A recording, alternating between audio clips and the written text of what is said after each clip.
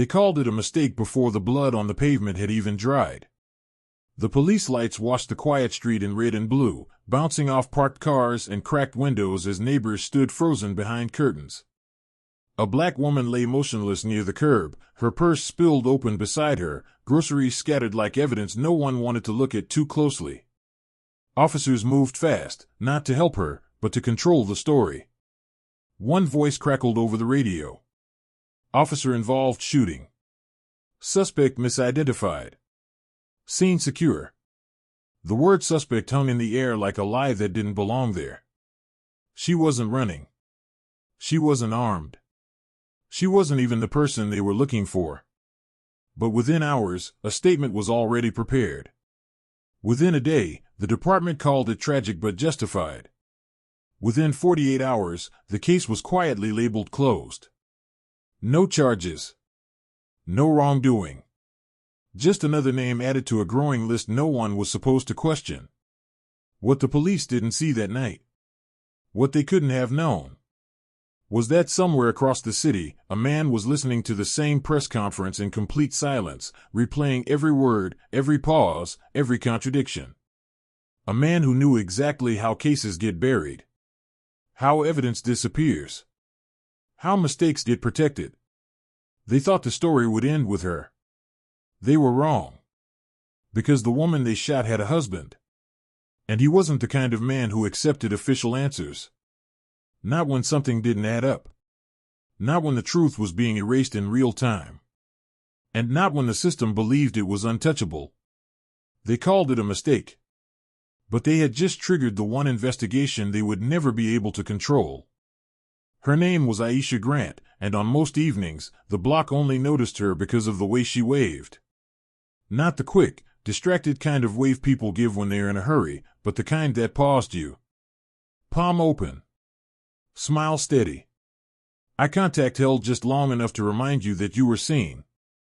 In a neighborhood where people learned early to mind their business, Aisha made it feel safe to be human again, even if only for a second. She was 39. A wife. A sister. A woman who believed routines were a kind of armor against chaos. Every weekday ended the same way. She locked up the small nonprofit office where she worked as a housing coordinator, slung her canvas tote over her shoulder, and walked 3 blocks to the corner grocery store. Nothing fancy. Milk. Rice. Fresh vegetables if they were on sale. She liked to cook in the evenings, not because she had to, but because it gave her control over something in a world that constantly tried to take it away. That night, the air was warm and heavy, the kind that clung to your skin even after the sun disappeared. Aisha stepped out of the store with 2 plastic bags cutting lightly into her fingers. She adjusted them, shifted her phone to her other hand, and started toward her car parked across the street. She never saw the patrol unit slow down. She didn't hear the radio chatter spilling from the open window. She didn't notice the tension tightening inside the car. Inside that cruiser, 2 officers were keyed up, riding the adrenaline of a call that had come through minutes earlier. Possible armed robbery suspect, dark clothing, fled on foot, last seen heading east. It was vague. Too vague. The kind of description that fit half the neighborhood if you squinted hard enough. Aisha crossed the street, groceries swinging gently at her side. Her phone buzzed, a message from her husband asking if she'd found the jasmine rice he liked. She smiled down at the screen, thumbs moving as she typed back.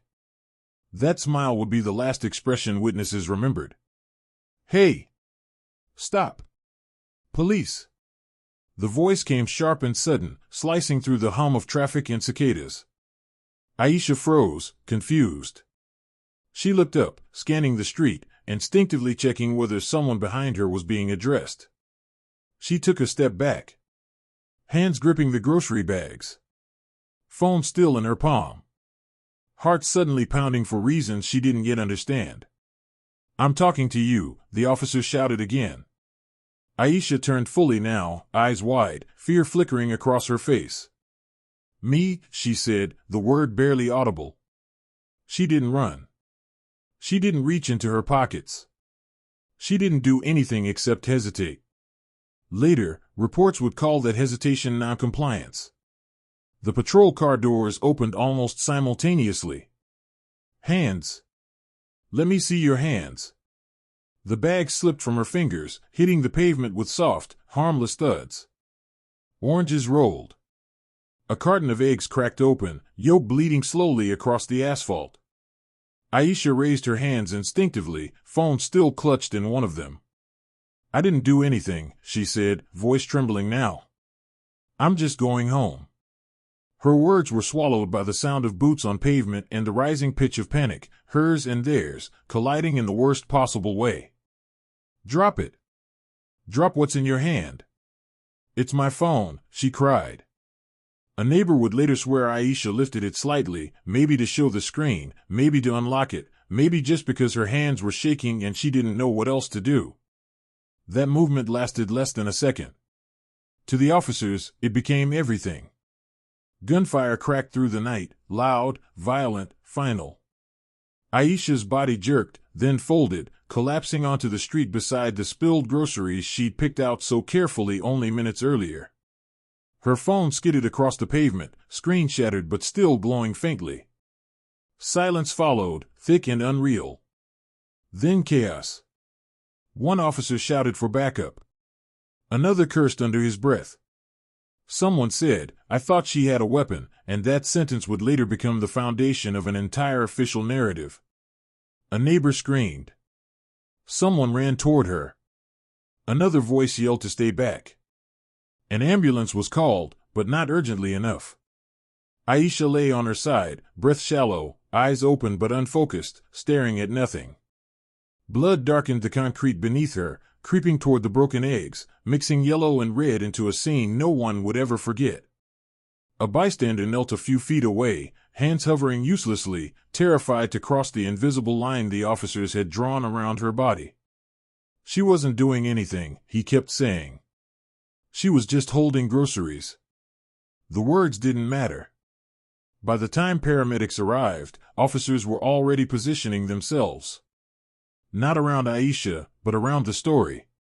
One radioed in carefully chosen phrases.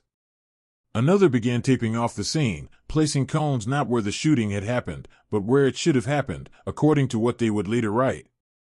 A supervisor arrived and took one look before nodding grimly. The tone shifted. The language sharpened. Mistaken identity. Split-second decision. Perceived threat. Someone gently kicked Aisha's phone farther away from her hand. By midnight, her name was already being replaced with a label. Suspect. At the hospital, doctors pronounced her dead shortly after arrival. A nurse covered her face with a sheet, pausing only a moment when she saw the wedding band still on Aisha's finger. She hesitated, then left it where it was. Across town, a man sat alone in a quiet apartment, staring at his phone as it rang unanswered. He would keep calling. And calling. And when the knock finally came at his door, it wouldn't be from his wife carrying groceries. It would be from two officers, standing too straight, eyes avoiding his, holding words that would split his life cleanly in two. Aisha Grant would be remembered in official records as a tragic mistake. But to the man who loved her, and to the city that would soon learn the truth, she was about to become something else entirely. She was the beginning. By sunrise, the department already had its language locked in. A short press release hit local news desks before most of the neighborhood had even slept. It was carefully written, clean, sterile, and distant from the blood still drying on the street. Officers responding to a report of an armed robbery encountered a suspect matching the description. During the encounter, the suspect made a sudden movement, causing officers to fear for their safety. An officer-involved shooting occurred. The incident appears to be a tragic case of mistaken identity. No name. No photo. No mention of groceries. No mention of a phone. Just a suspect and a sudden movement. Television anchors repeated the statement almost word for word, their voices solemn, practiced. A looping aerial shot of flashing police lights filled the screen while graphics labeled the shooting as breaking news.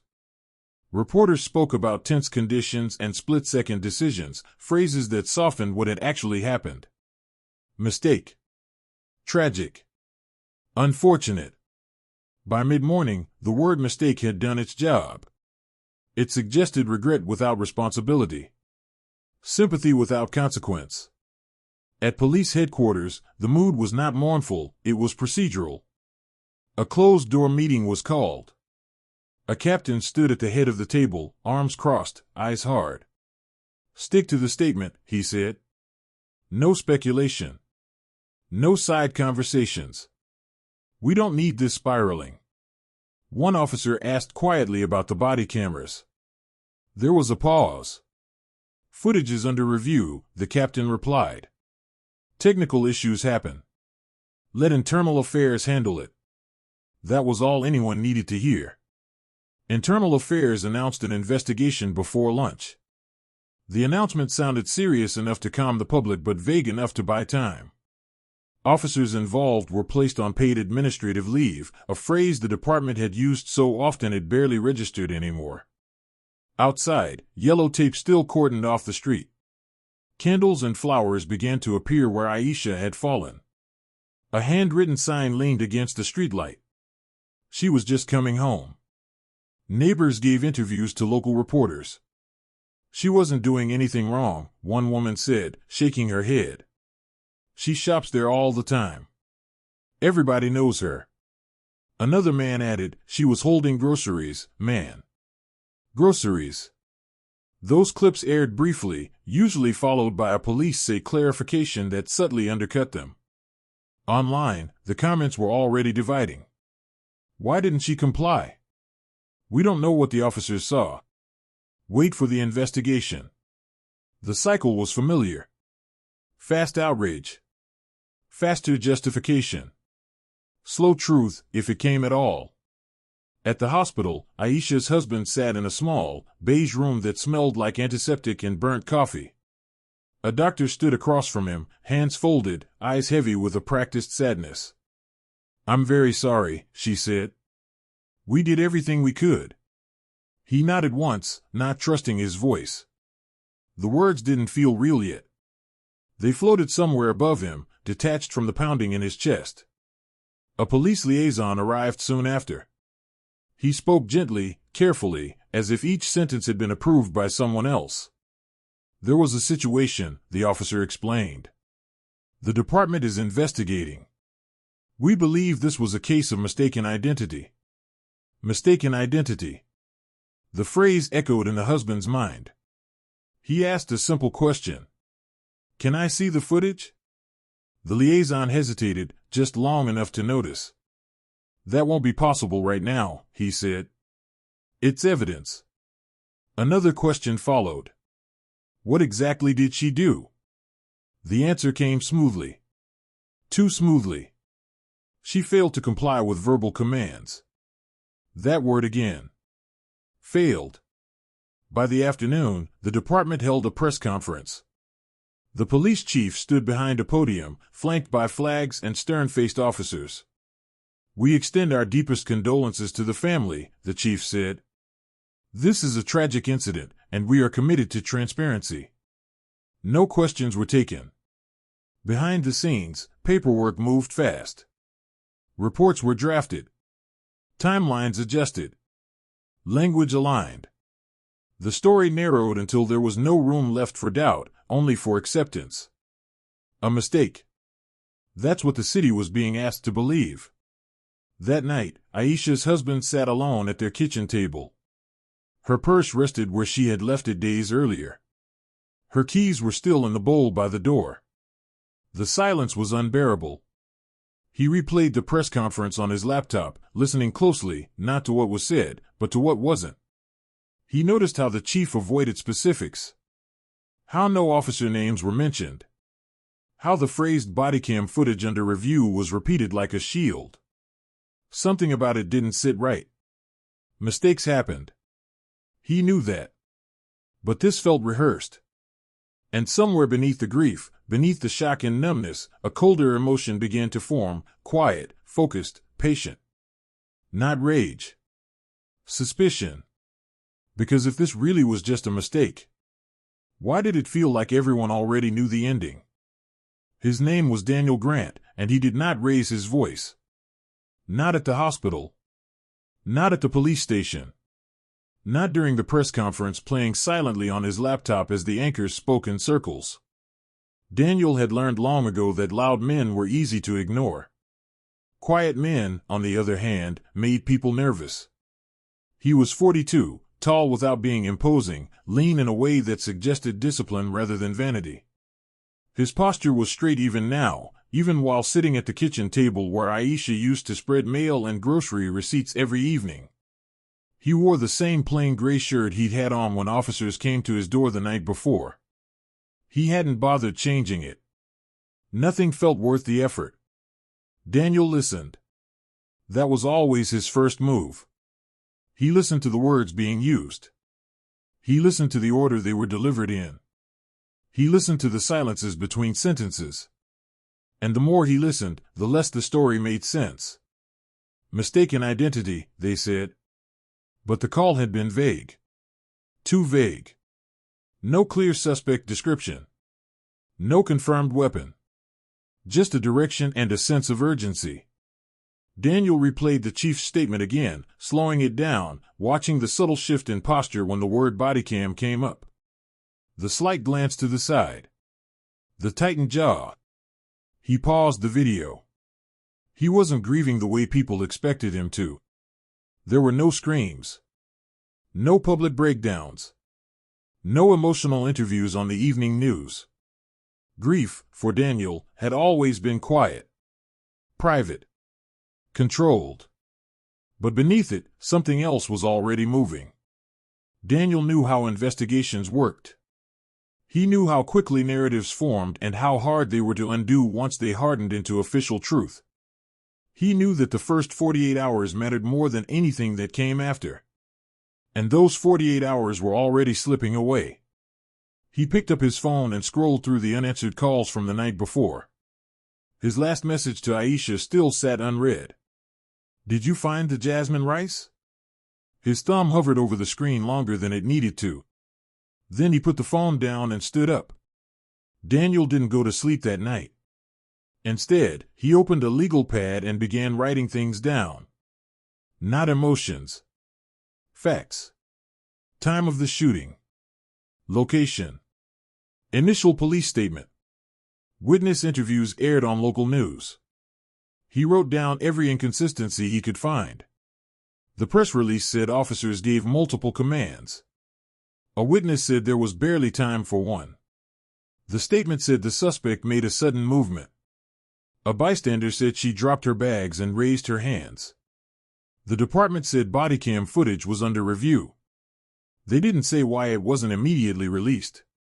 Daniel circled that line. Bodycams were supposed to protect everyone. Officers and civilians alike.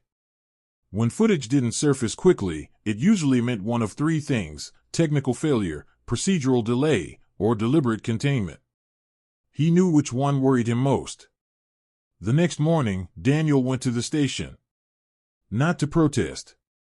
Not to demand answers. Just to request information. The desk officer looked uncomfortable as soon as Daniel stated his name. He tapped at his keyboard longer than necessary, then nodded toward a waiting area. "You'll need to speak with a supervisor." Daniel waited without complaint. When the supervisor arrived, Daniel asked simple questions. What was the exact description of the suspect? What time was the first command given? Which body cameras were active? Each question was met with the same answer. "That's part of the investigation. We can't release that yet. You'll be notified when it's appropriate." Appropriate. Daniel thanked him and left. On the walk back to his car, he noticed something else. A patrol unit across the street. Engine running. Officer inside pretending to look at a phone but watching Daniel through the windshield. Not protection. Observation. That confirmed it. They weren't just controlling the story. They were watching him. Back home, Daniel locked the door, drew the curtains, and opened a secure laptop he rarely used. The kind that never left his possession. The kind most people didn't know he owned. He logged in, not as a grieving husband, but as a professional who understood systems. He pulled public dispatch records, reviewed past internal affairs cases, cross-referenced similar mistaken identity shootings from the last 5 years. Patterns emerged quickly.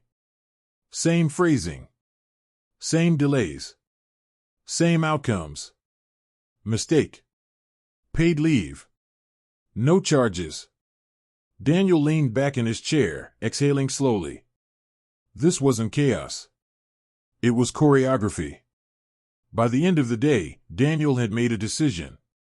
He would not go on television. He would not shout into microphones. He would not beg the system that had already made up its mind. Instead, he would do what he did best. He would document. He would request. He would wait. And when the moment was right, he would ask questions that couldn't be ignored. Because the department believed Aisha's story was finished. They believed her husband was just another grieving man who would eventually accept a settlement and move on. They were wrong about one thing. Daniel Grant did not move on. He dug in. And the deeper he went, the more he realized this wasn't just about his wife. It was about a system that assumed silence would follow loss. This time, it wouldn't. The first red flag appeared where Daniel expected it to. Dispatch logs. He didn't access anything classified. He didn't need to. Emergency call records were public, at least in theory. They were supposed to be clean, time-stamped, untouchable. But when Daniel requested the audio and logs through the standard public portal, the response came back faster than expected. Request received. Processing delay anticipated. Delay. That word again. Daniel compared it with similar requests filed by journalists in past cases. Most took a few days. Some a week. His request stalled immediately, flagged without explanation. So he pivoted. He pulled the publicly released timeline from the police department and laid it next to the media reports from that night. Then he laid witness statements beside both. The cracks widened. According to the department, officers made contact at 8:41 p.m. A neighbor's phone video, brief, shaky, already circulating online, captured shouting at 8:39 p.m. 2 minutes didn't sound like much. Unless you understood how reports were written. Those 2 minutes were enough to justify escalation. Enough to claim commands were issued. Enough to frame hesitation as resistance. Daniel marked the discrepancy in red ink. Then came the bodycam issue. The department's statement said the cameras were activated during the encounter, but that footage was inconclusive due to technical malfunction. Plural. More than one camera. That was statistically unlikely. Daniel pulled internal policy manuals available online. Bodycams were designed with redundancy, front-facing, rear activation, automatic triggers when weapons were unholstered. For multiple cameras to fail at the same moment, under the same conditions, required either extreme coincidence or human intervention. He didn't jump to conclusions. He never did. Instead, he asked a different question. Who controlled the footage? The answer wasn't the officers. It never was. Footage was uploaded to a central server at the end of a shift, tagged, reviewed, and sometimes, quietly, restricted. Daniel looked up the chain of custody. A lieutenant's name appeared repeatedly. Not just on this case, but on several others involving mistaken identity shootings. Same approval signature. Same phrasing in review summaries. That was pattern number 2. Then came the medical timeline. According to official records, paramedics arrived within 6 minutes. But a neighbor had posted a live stream showing flashing lights and shouting while the woman filming whispered, "Why isn't anyone helping her?" The timestamp on the video placed that moment at nearly 10 minutes after the shots. Daniel slowed the footage frame by frame. Aisha was still alive. Her chest moved. Barely, but it moved. No one was administering aid. Officers stood back, weapons still drawn, voices tense, as if the danger hadn't passed. As if the person bleeding on the ground was still a threat. Daniel closed his eyes. This wasn't just about the shooting anymore. It was about what happened after. He filed another request, this time for EMS arrival logs and radio traffic between officers and supervisors. Within hours, a polite email arrived explaining that certain materials were temporarily unavailable due to ongoing review. Temporarily unavailable. That phrase meant someone had noticed him. By the third day, Daniel felt it in small ways. A patrol car parked across the street for too long. A marked cruiser rolling slowly past his building twice in an hour. An unlisted number calling and hanging up when he answered. Pressure. Not overt. Not illegal. Just enough to remind him he was being watched. At night, Daniel sat at the kitchen table surrounded by printouts and notes. He barely noticed the empty chair across from him anymore. He had shifted into a different mode, one that suppressed grief in favor of clarity. He found an internal training bulletin referencing threat perception bias, a document the department had quietly buried years earlier after a lawsuit. It acknowledged that officers were statistically more likely to misinterpret ordinary movements by black civilians as dangerous. Daniel underlined a sentence twice. Stress amplification may cause benign objects to be perceived as weapons. Phone.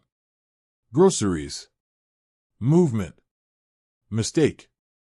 But mistakes didn't explain everything. Mistakes didn't explain altered timelines. Mistakes didn't explain missing footage. Mistakes didn't explain delayed medical aid. Those weren't errors. They were decisions.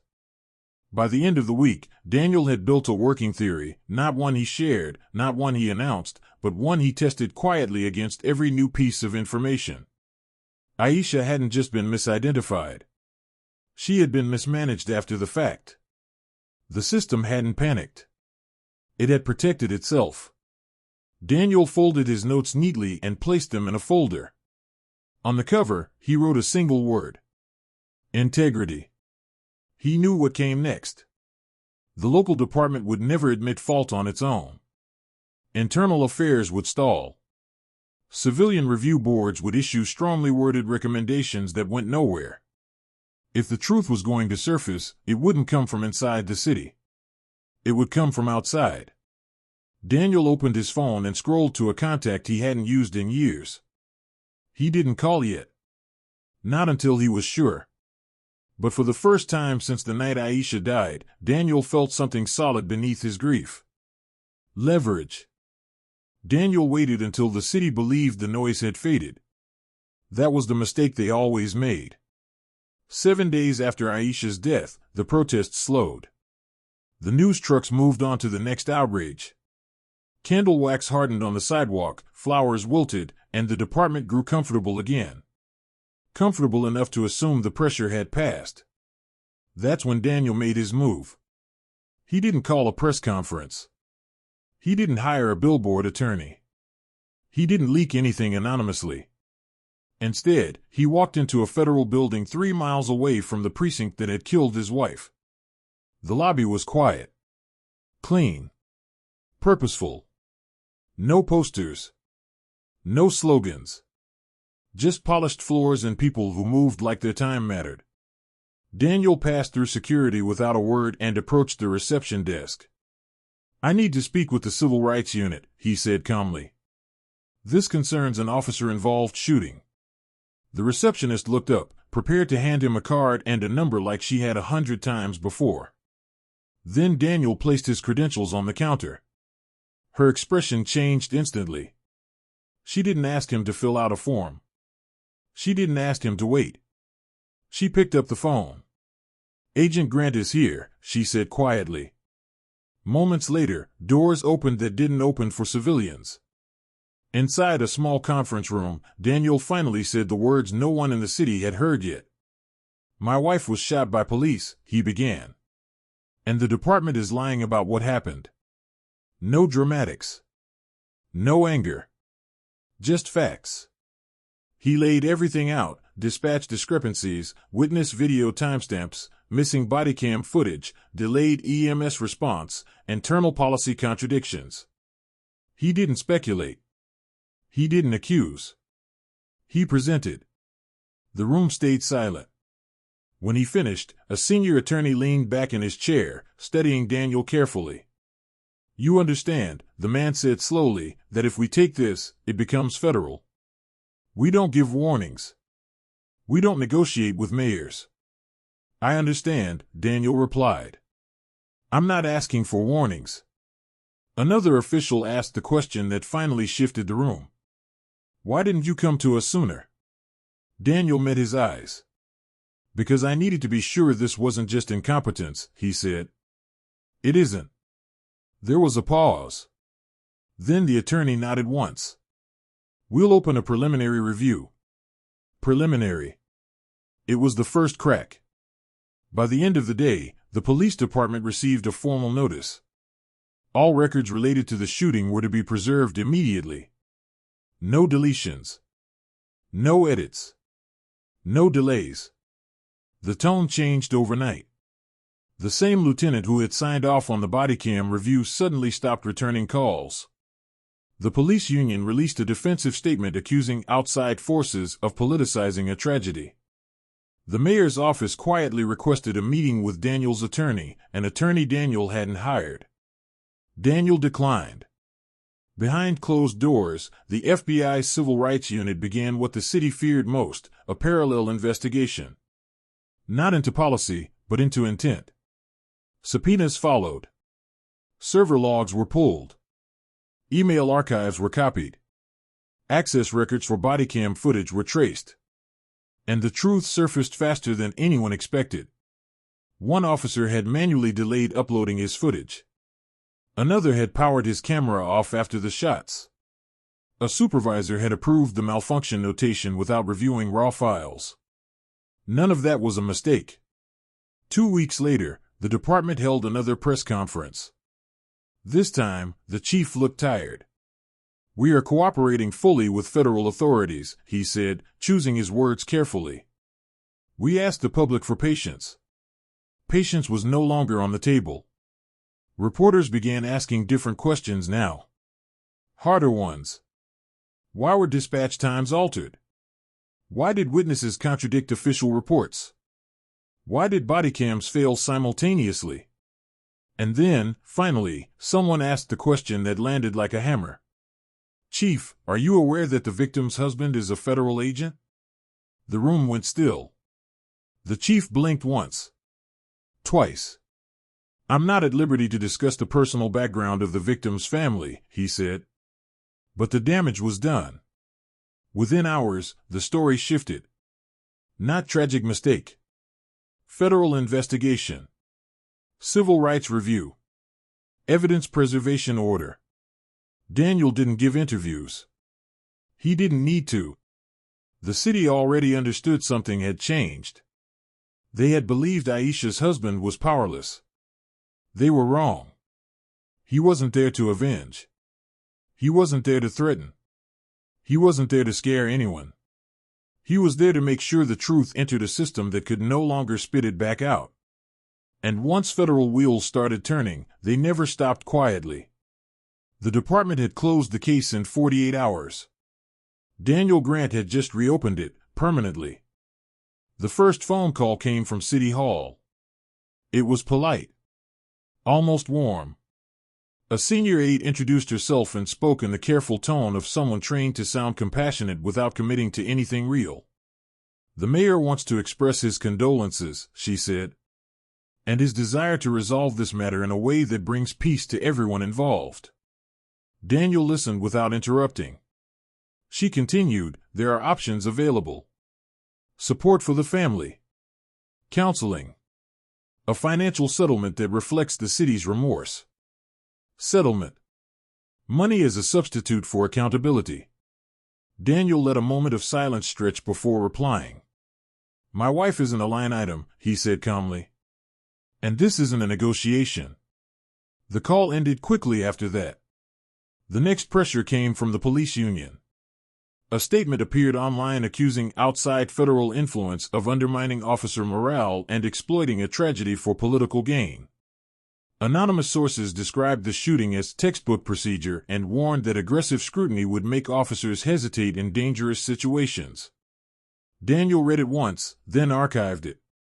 He knew what it was meant to do: shift public sympathy back toward the department and frame accountability as an attack. It didn't work. Because behind the scenes, the federal inquiry was moving faster than anyone expected. Subpoenas had teeth. IT staff at police headquarters were escorted into rooms they didn't control anymore. Servers were mirrored. Deleted files recovered. Login histories reconstructed down to the minute. One name kept surfacing. The same Lieutenant Daniel had flagged earlier. His access card had been used to enter the evidence review room twice after midnight on the night of the shooting. His credentials approved of camera malfunction notation before any technical analysis had been completed. When investigators asked why, his answers were vague. "I trusted my officers. I followed protocol. I don't recall the exact timing." Pressure mounted. Meanwhile, Daniel felt it personally. A black SUV idled near his apartment one evening, engine running, windows dark. No markings. No overt threat. Just presence. Another night, a former colleague called him, not to help, but to warn him. "You're making enemies," the voice said. "This department has friends in places you don't want to fight." Daniel thanked him and hung up. He wasn't fighting the department. He was documenting it. Inside the FBI offices, the case shifted from review to investigation. That single word changed everything. Agents from outside the state were brought in. No local ties. No favors owed. Witnesses were re-interviewed under oath. One broke down. A patrol officer admitted he'd been told to tighten up his statement before submitting it. A dispatcher quietly confirmed that timestamps had been adjusted to match the report. None of them wanted to be the first to talk. But once one did, the rest followed. The city council scheduled an emergency session. Closed door. No cameras. The police chief was called in and left looking smaller than when he arrived. By the third week, the department's confidence was gone. Officers avoided Daniel's name. Supervisors stopped making eye contact with reporters. The mayor canceled 2 public appearances in a row. And still, no one apologized. Not publicly. Not honestly. Daniel noticed that too. At night, he returned home to an apartment that no longer felt like a home. Aisha's mug still sat by the sink. Her jacket hung untouched by the door. Grief came in waves now, heavier than before, but it no longer drowned him. It focused him. He wasn't pushing out of anger anymore. He was pushing because the truth was already halfway out, and the system was trying desperately to shove it back in. They couldn't. Because now there were too many eyes. Because federal investigators didn't disappear cases. Because the story was no longer local. And because the city had underestimated one critical thing. Daniel Grant wasn't alone anymore. The walls were closing in. And behind those walls, people were starting to panic. The turning point didn't come with sirens or headlines. It came quietly, in the form of a file no one expected to exist.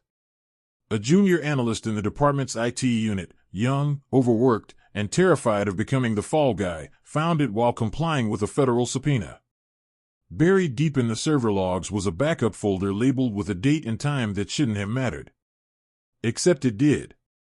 Inside the folder was raw bodycam footage. Unedited. Unlabeled. Untouched by the department's review process. The analyst flagged it immediately and forwarded it to the federal task force.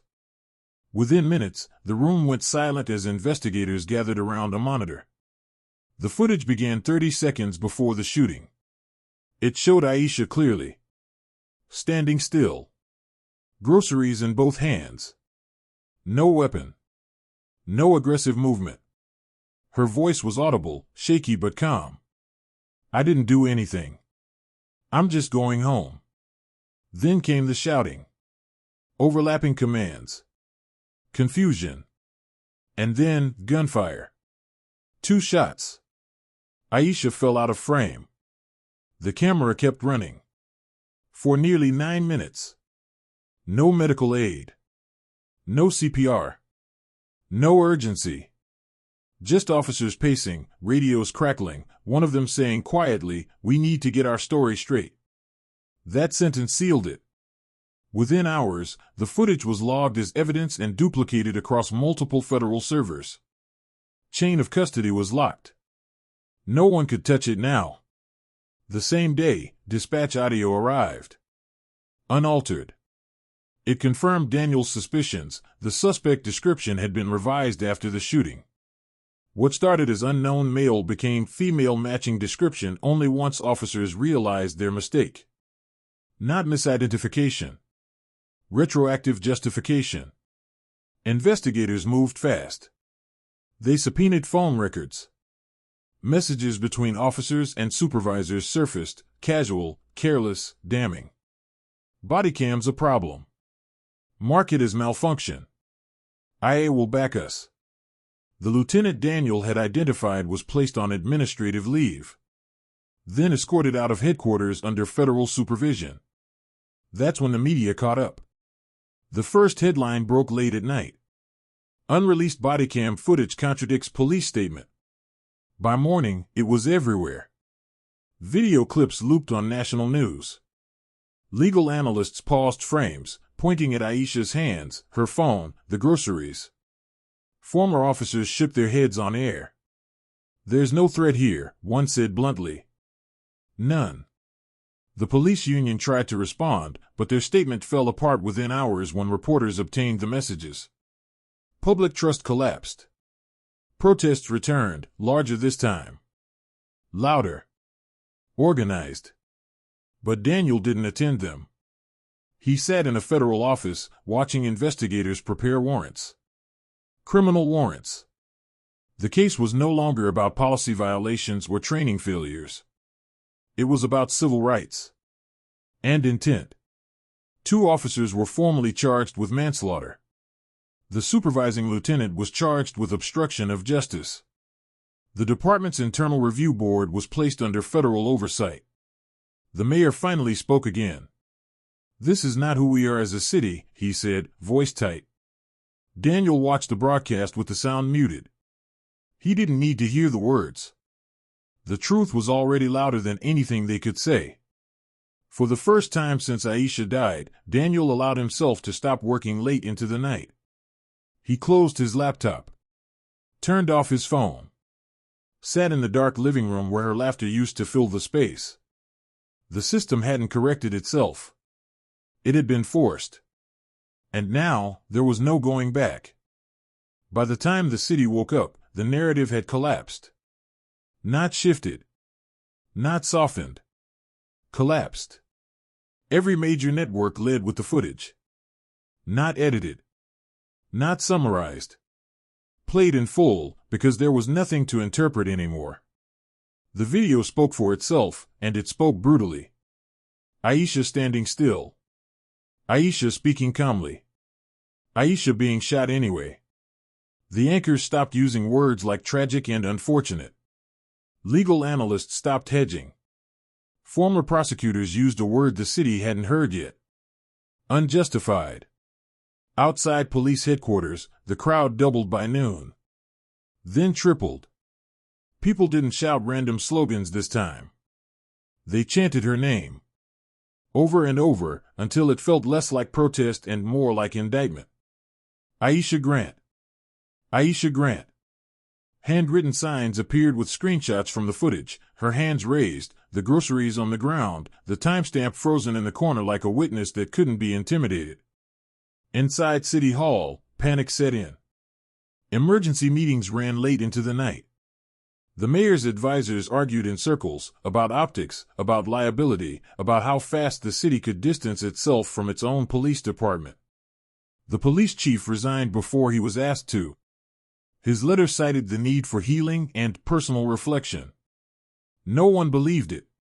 The police union tried one last defense, releasing a statement accusing the federal government of cherry-picking footage. But reporters immediately followed up with the messages between officers and supervisors. There was no cherry left to pick. By the end of the week, the 2 officers were fired and formally indicted. The supervising lieutenant was arrested on obstruction charges. Internal Affairs was stripped of authority over the case. The Department of Justice announced a pattern and practice investigation. The words hit harder than any chant. Pattern and practice meant the city wasn't being judged for one shooting.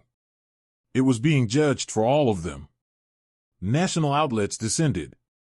Correspondents stood in front of the same street where Aisha had died, now covered in murals and flowers, explaining to the country how a mistake had turned into a federal case. Daniel stayed out of frame.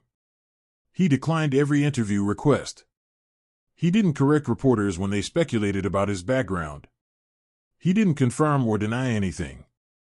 The facts were already doing the work for him. At night, he watched from his apartment window as people gathered below. Strangers leaving candles. Notes.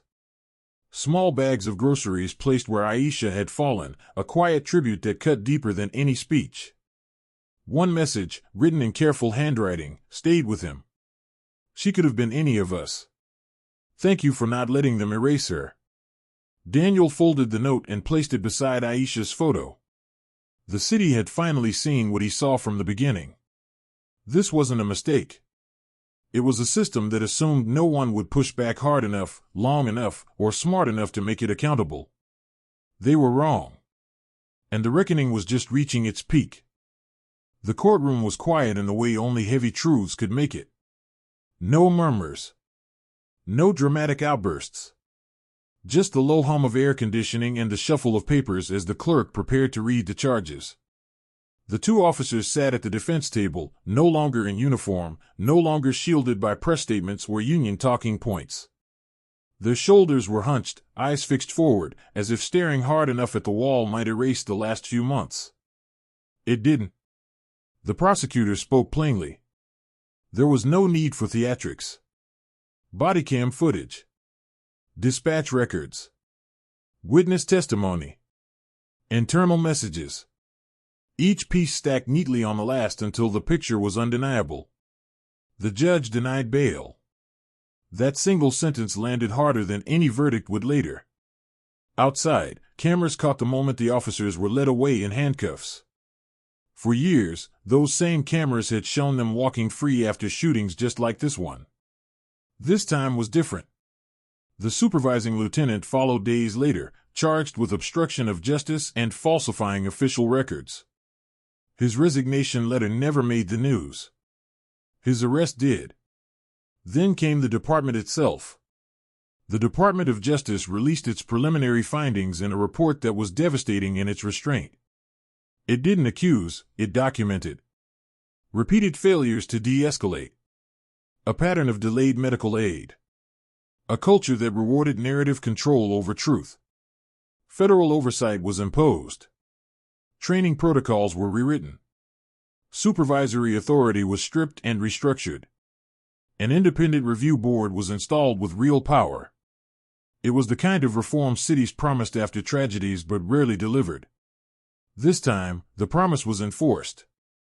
Daniel watched it all from a distance. He attended one court session, only one. He sat in the back row, hands folded, eyes steady. When the judge spoke Aisha's name aloud, his chest tightened, but he didn't look away. He wanted them to say it. To acknowledge her as a person, not a problem. When the session ended, reporters surged toward him. Microphones. Questions. Flashing lights.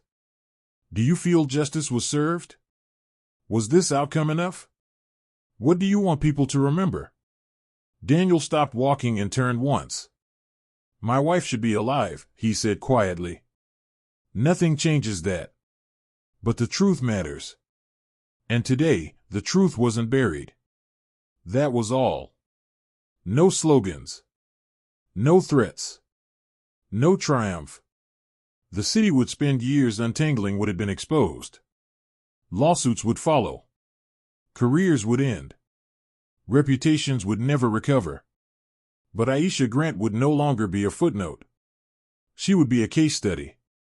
A turning point. A name that forced change. And that was something no settlement could buy.